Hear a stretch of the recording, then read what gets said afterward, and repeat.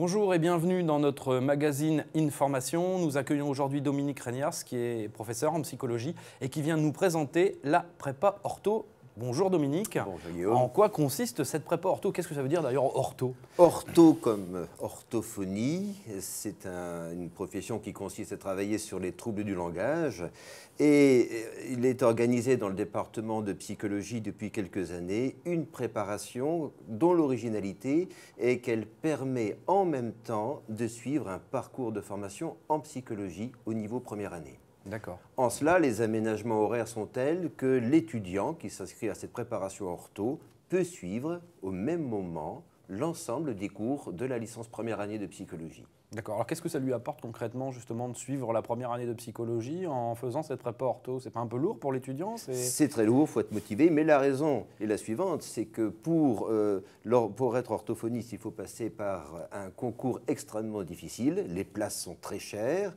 Plutôt que de concentrer un plein temps sur la préparation de ce concours, pouvoir en même temps préparer une licence de psychologie permet en tout cas de ne pas avoir perdu une année au cas où il y a échec à ce concours. D'accord, donc ça veut dire que concrètement, à l'issue de la première année, au moment du concours, les étudiants qui vont être pris en école d'orthophonie pourront continuer dans cette voie, si j'ai bien compris, et les autres, ils pourront au contraire continuer dans la licence de psychologie. Voilà, tout à fait. Ceux qui ont échoué au concours pourront, s'ils le souhaitent, entamer ou poursuivre plutôt leurs études de psychologie. D'accord, d'accord. Qu'est-ce qui fait la spécificité justement de cette prépa ortho, en dehors du fait qu'elle est justement couplée à une première année de psycho? De surcroît, il y a un effectif qui est assez réduit, puisqu'on ne dépassera jamais le nombre de 30 personnes.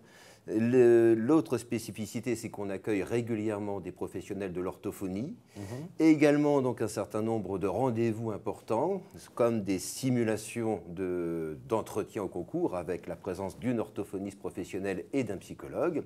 De plus, donc, l'ensemble des modules qui sont préparés correspondent tout à fait donc, aux attentes de ce concours d'orthophonie. D'accord. Est-ce qu'il y a des qualités particulières requises de la part des candidats pour être sûr de réussir un peu? Il y en a au moins deux.